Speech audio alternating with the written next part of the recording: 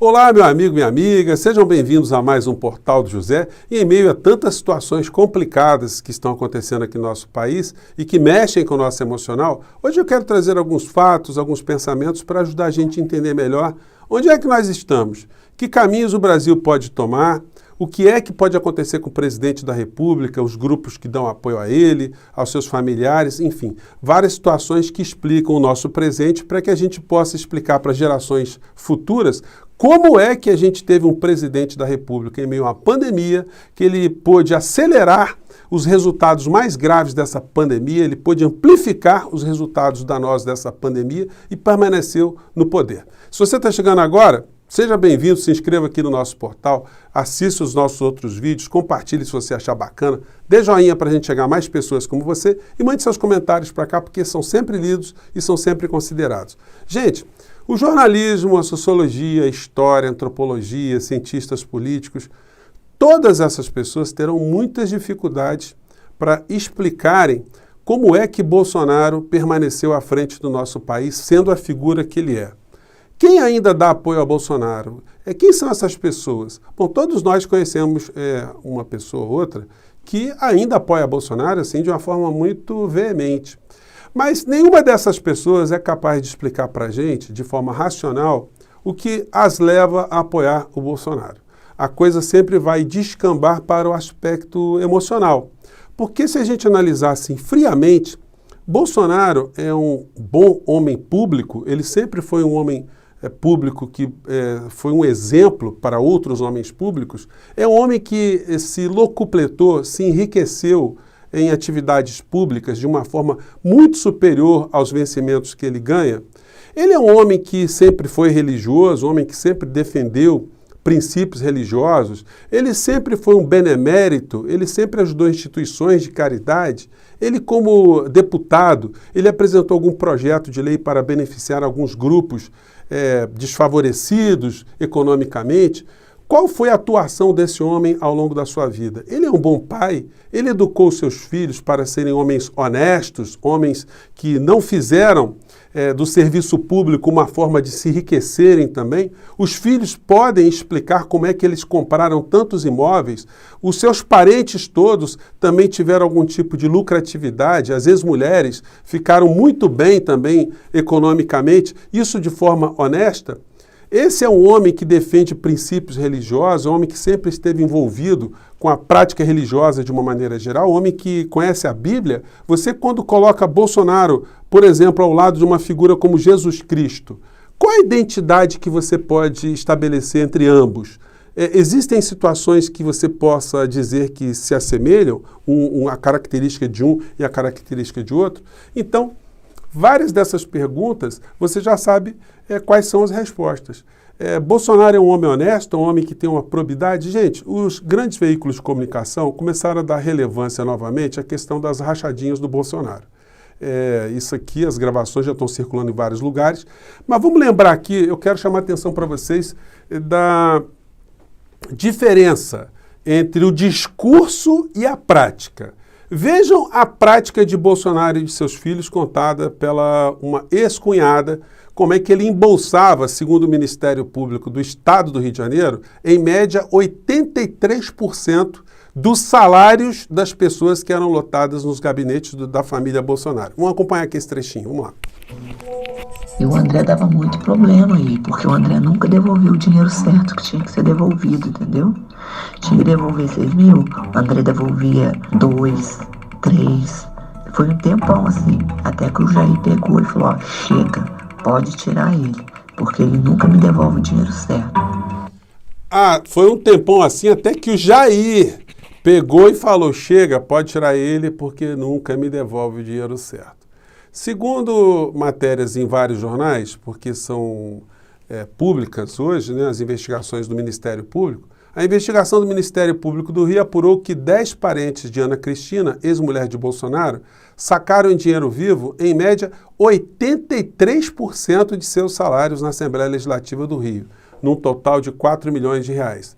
O Bolsonaro, ele tem essa prática e a família desenvolveu essa prática. Mas quando você vê o discurso de Bolsonaro, quando, por exemplo, o Brasil tinha feito um convênio com o governo de Cuba, com instituições de preservação da saúde da América Latina, onde o governo cubano investiu na educação de seu povo, formou muitos médicos e esses médicos são voluntários em várias ações mundo afora. Agora, na pandemia da Covid, eles mandaram médicos para 43 países. E aí é feito um prolabore ali, é feito um convênio entre governos. Esses médicos, eles recebem 30% do que o governo recebe de uma maneira geral.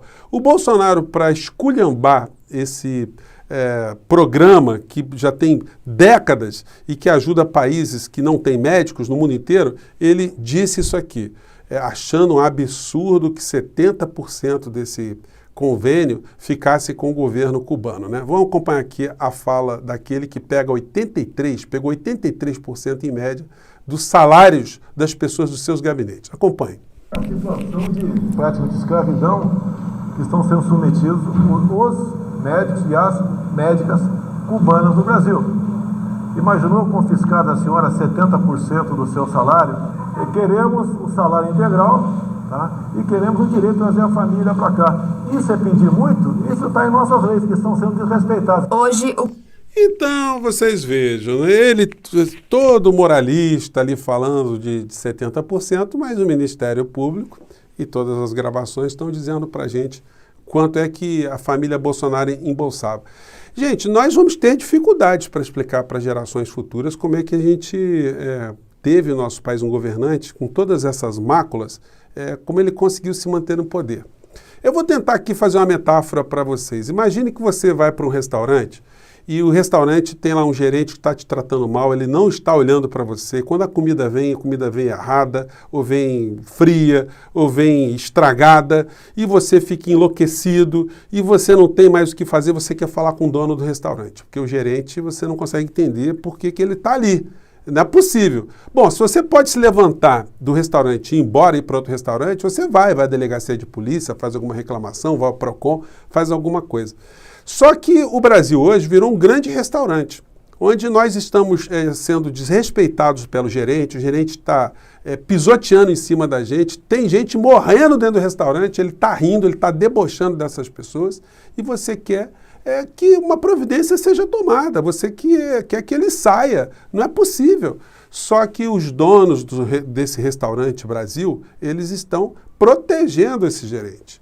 Eles estão percebendo o que o gerente está fazendo, mas não estão expondo tudo aquilo que o gerente está fazendo e a responsabilidade dele nessa história toda. Então, existem mais responsáveis. Por que eu estou dizendo isso? Porque existem estruturas que estão bancando os deputados federais, sempre bancaram, e esses deputados estão se fazendo de mortos ali para não tocarem a questão do impeachment. O líder deles dentro do Congresso Nacional é o Arthur Lira e o Barros, né, o Ricardo Barros, esse homem que ficou envolvido nesse escândalo da vacina. Então, essas estruturas mantêm os parlamentares. Os grandes meios de comunicação que poderiam informar a população que está acontecendo, eles também ficam silenciosos, porque os grupos aos quais eles estão ligados estão fazendo negócios. Enquanto o Brasil está morrendo, enquanto o Brasil tem mais de 500 mil de mortos, o Congresso Nacional hoje não está preocupado com impeachment, eles estão preocupados em vender a preço de banana os Correios do nosso país, que é uma empresa, os Correios, né, é uma empresa lucrativa, uma empresa que tem mais de 350 anos, uma empresa que oferece serviços mais baratos do que as empresas privadas. No entanto, o que esse governo vai fazer? Quer entregar para a iniciativa privada, enquanto o dólar está muito alto, na bacia das almas, essa empresa que tem capilaridade no Brasil inteiro. Eu pergunto a vocês, eles estão fazendo isso porque eles estão preocupados com uma melhor prestação de serviço para o cidadão? Eles estão preocupados em fazer você economizar mais dinheiro? Não. Eles estão preocupados em fazer com que grupos fiquem cada vez mais ricos. O cidadão que se exploda. Não tem nenhum interesse público no meio dessa história. E olha que coisa incrível que está acontecendo enquanto nós estamos vendo a entrega do patrimônio público aqui no Brasil. Na Argentina, os Correios foram privatizados há 2 décadas atrás, ou pouco mais de 15 anos. Adivinhem qual foi a família que abocanhou os Correios na Argentina? A família do Macri, que se transformou em presidente da Argentina. Só que a gestão foi muito temerária, eles ganharam muito dinheiro, mas eles conseguiram levar a empresa à falência, depois de ter ganhado muito dinheiro. A Justiça Argentina decretou a falência do Correio e a família Macri está sendo exposta ali como uma família que se locupletou no meio dessa história e provavelmente o Correio vai acabar sendo reestatizado na Argentina. Então, são esses grupos, são esses perfis de empresários transnacionais que estão abocanhando as nossas riquezas no governo Bolsonaro. Portanto, eles não querem que o gerente saia. É necessário que cada vez mais a gente continue a fazer pressões por todos os lados. Os grandes veículos de comunicação, eles estão requentando essa história da rachadinha da família Bolsonaro, que eles já conhecem desde sempre, eles já poderiam ter falado isso, eles poderiam ter mostrado todos os atos de improbidade do Bolsonaro, todos os crimes de Bolsonaro, esclarecido para a população que o Bolsonaro mente quando ele diz que o Supremo Tribunal Federal não deixou ele fazer nada. Isso é uma mentira cabeluda. Quando ele vai para suas lives todas as quintas-feiras e fala um monte de mentiras, e essas mentiras são reverberadas pelas redes sociais. E mentira de presidente, gente, não é história da carochinha. Um presidente, quando mente, ele está cometendo crime de responsabilidade. E quando ele mente para a nação, ele tem que ser afastado. Então, não é só Bolsonaro. Existem essas estruturas todas que estão por trás dele que dão sustentação ao Bolsonaro. E é necessário a gente estar levantando cada vez mais essas questões aqui no nosso país. Como é hipócrita, como é mentiroso, como é desclassificado, como é desqualificado e como ele prejudica o cidadão que apoia a ele mesmo. Gente, o Bolsonaro fez um discurso um tempo atrás, quando a gasolina aumentou 15%, dizendo que a Petrobras tinha que ser uma empresa estratégica e tal, não podia ficar do jeito que estava só preocupada com o acionista, que o presidente era um marajá e um morcego. Marajá porque ganhava muito dinheiro e morcego porque não ia na Petrobras. Aí o Bolsonaro, sempre com aquela história, ele faz um discurso para o público e tem uma prática para o outro lado. Vamos ver o que ele disse aqui em relação ao presidente da Petrobras e à política salarial da Petrobras. Vamos lá. Tem que ser explicado. Eu não peço, não. Eu exijo transparência de quem é subordinado meu. A Petrobras não é diferente disso aí. Respeito à empresa, os seus funcionários, os servidores, mas queremos saber de números concretos do que acontece lá. Bem como a política salarial do presidente e seus diretores. Alguém sabe quanto ganha o presidente da Petrobras? Alguém tem ideia? Chuta bem alto aí. 50 mil. 50 mil por semana? É mais do que isso por semana. Então, tem coisa que não está certo. Não quero que ele ganhe 10 mil por mês também, não. Tem que ser uma pessoa... O Bolsonaro, ele ficou surpreso quando ele soube que um presidente da Petrobras ganha mais de 200 mil reais por mês. Isso aí, vocês imaginem, pegou um percentual dessa grana, dava para fazer uma rachadona violenta, né? E ele colocou lá o general, mais um general. Eu pergunto para vocês, hoje está tendo aumento de combustível para cima e para baixo aí, 6 e pouco por cento, quando eles já estão anunciando que a meta é aumentar 14% o valor dos combustíveis. O general reduziu o valor do salário dele? O general está dizendo, olha, 200 mil é muito, a política salarial está complicada, tomou alguma medida? Está pegando uma parte do seu salário e está dando para alguma instituição de caridade?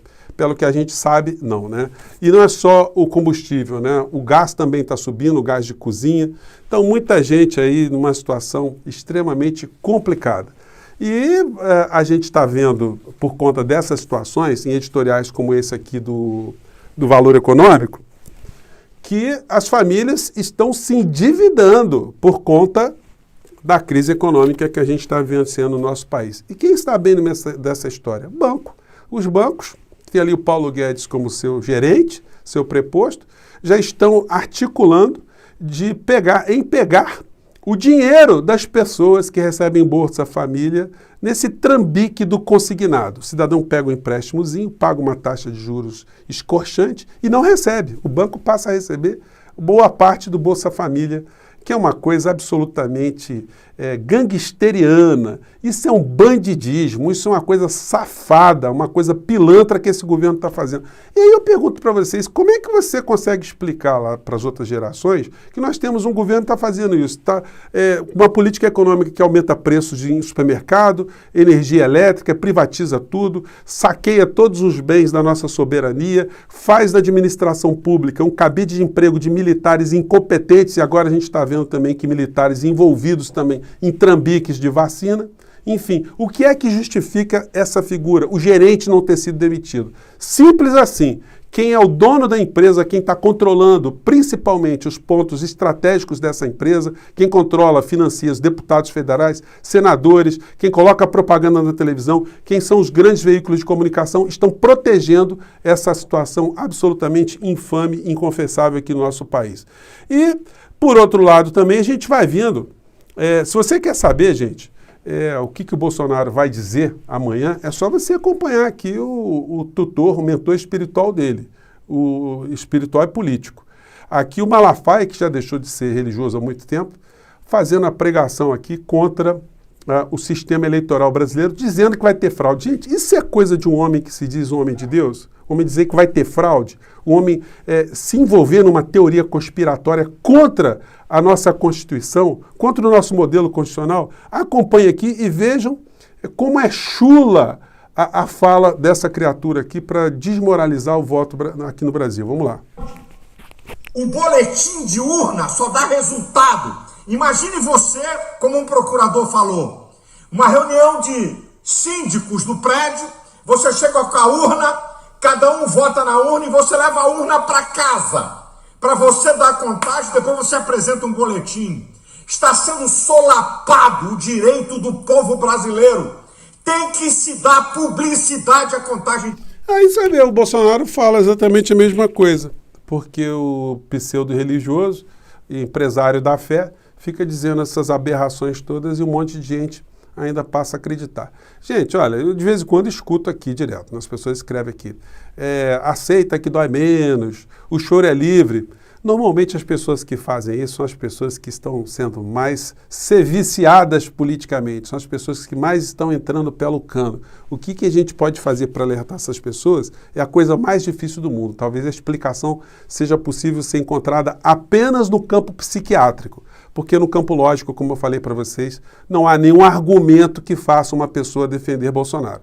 Talvez seja por isso que muitas pessoas hoje já acordaram desse pesadelo e estão cada vez mais deixando essa figura de lado. O Bolsonaro tem 27% de aprovação hoje, ainda segundo as pesquisas. Mas está muito, né, gente? Não era para ele ter aprovação nenhuma e era para ele estar falando a verdade, preso. Ele, várias pessoas da família dele e as pessoas que participam de todos esses trambiques na administração pública brasileira. Gente, eu vou ficando por aqui. Hoje, como eu disse a vocês, não tinha muito assunto na CPI, mas a gente volta amanhã. Amanhã certamente vamos ter muitos assuntos, que muitas coisas estão acontecendo aqui no nosso país. Fico por aqui, um grande abraço, até o próximo encontro.